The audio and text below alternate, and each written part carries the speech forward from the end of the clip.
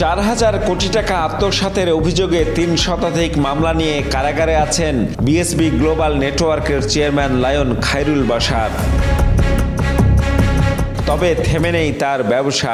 রাজশাহীতে শুরু হয়েছে ক্যামব্রিয়ান স্কুলের কার্যক্রম। অভিযোগ উঠেছে কোনো ধরনের অনুমতি না থাকলেও চলছে শিক্ষক নিয়োগ। পাতানো টেন্ডারের মাধ্যমে ভাড়া নেওয়া হয়েছে বিশাল সরকারি ভবন। ফলে প্রশ্ন উঠেছে এসবের নেপথ্যে কে?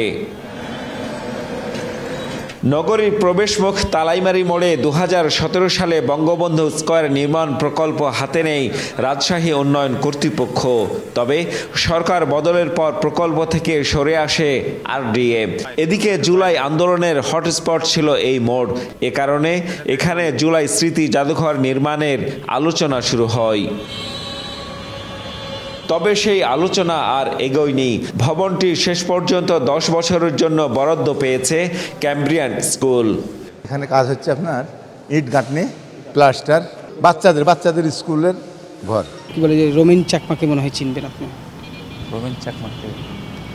উনি ওনার একটা ট্রেনিং সেন্টার আছে, রোমিন ইংলিশ নামে। আচ্ছা, আর কে আছে? আরও অনেকে আছে স্যার, এটা মনে করেন আমি বলতাম। শিক্ষা অফিসও বলছে অনুমোদন ছাড়াই স্কুলের কার্যক্রম শুরু করেছে ক্যামব্রিয়ান। স্কুল কর্তৃপক্ষ অকপটে স্বীকার করেছে বিষয়টি। বাংলাদেশের সাথে পাঠদান অনুমতি সাথে সাথে পাওয়া যায় না, এই জন্য আমার মৌখিক যেটা জমা দিতে হয়, যেমন বাচ্চাদের ন্যাশনাল কারিকুলাম বই দিতে পারবো না, এটা গভর্নমেন্ট কর্তৃক দেওয়া হয়। সেক্ষেত্রে আমরা রিকুইজিশনও দিয়ে আসছি সফটওয়্যারে আমাদের ক্যামব্রিয়ান স্কুলের নামে। কমপ্লেক্সটি ভাড়া দিতে আরডিএ গত 7 জুলাই টেন্ডার আহ্বান করলে দরপত্র জমা দেন 3 জন। তবে একজন ছাড়া বাকিরা দরপত্রে জামানতি দেননি। ফলে বৈধ হয় কেবল একটি দরপত্র। একটি মাত্র দরপত্র বৈধ হলে কার্যাদেশ দেওয়ার নিয়ম না থাকলেও দেবাশিস কুমার প্রামাণিকের দরপত্রটি বৈধ ঘোষণা করে চুক্তি সম্পাদন করেছে আরডিএ। অ্যাকচুয়ালি এই ভবন না, আমরা আরও 2-3টা ভবন দেখেছিলাম, কিন্তু এই ভবনটা আমাদেরকে ক্যামব্রিয়ান থেকে বিশেষ করে আমাদেরকে একটু করা হয়েছিল। তো যার কারণে আমরা এখানে ড্রপ করি এবং 7.5% এক্সট্রা টাকা দিয়ে আমরা এটা গ্রহণ করি। আর যে বিষয়টা আসছে, অভিযোগটা আসছে, আমি মনে করি অভিযোগটি সম্পূর্ণই মিথ্যা। আমি তাদের এখানে কোনো যোগসাজশ নাই। এরপরও আরডিএর দাবি নিয়ম মেনেই হয়েছে সব। তবে কোনো অনিয়ম হলে ব্যবস্থা নেওয়া হবে। আমরা যে ব্যক্তিকে লিজ দাতা হিসেবে লিজ বৈধক হিসেবে নির্বাচিত করেছি, সে পাওয়ার অফ অ্যাটর্নি দিয়েছে একটা প্রতিষ্ঠানকে। সেই প্রতিষ্ঠানের সরকারি অনুমোদন আছে কি নাই সেটা আমাদের জানা নাই। যদি না থাকে তাহলে আমরা বিধিমূলক ব্যবস্থা গ্রহণ করবো।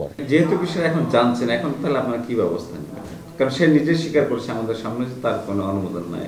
এগুলো দেখে তথ্য যাচাই বাছাই করে অবশ্যই যেটা আইনানুগভাবে ব্যবস্থা নেওয়া প্রয়োজন আমরা ব্যবস্থা গ্রহণ করব।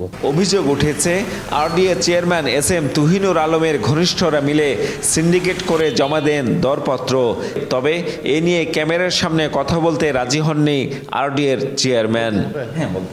জুলাই স্মৃতি জাদুঘর নির্মাণের আলোচনা উপেক্ষা করে অর্থ আত্মসাতে অভিযুক্ত একজনের প্রতিষ্ঠানকে ভবন বরাদ্দ দেয়ায় ক্ষোভ জানান জুলাই যোদ্ধারা। চান অনিয়মে জড়িতদের বিচার। হাজার হাজার ছেলে মেয়ে আপামর জনসাধারণ জীবন দিয়েছে। এই জুলাইয়ের চেতনাকে আমাদের এই প্রজন্মের মাঝে ধরে রাখার জন্য আমরা তো এটাকে প্রপার ইউটিলাইজ করতে পারি, আমরা তো এটাকে জুলাই স্কয়ার করতে পারি।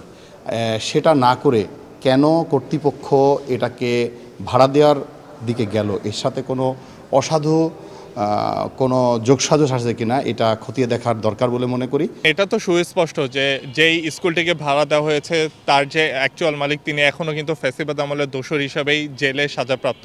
তো সেই জায়গা থেকে যারা এই কাজটি করেছে আমি মনে করি যে তারা আসলে ফ্যাসিবাদ আমলের সেই জিনিসগুলোকে আবার বাংলাদেশে এস্টাবলিশ করতে চাচ্ছে। 63 কোটি টাকা ব্যয়ে বানানো এই ভবন থেকে প্রতি মাসে 4,83,000 টাকা ভাড়া পাবে RDA. Ziaul Gani Selim, Star News, Rajshahi.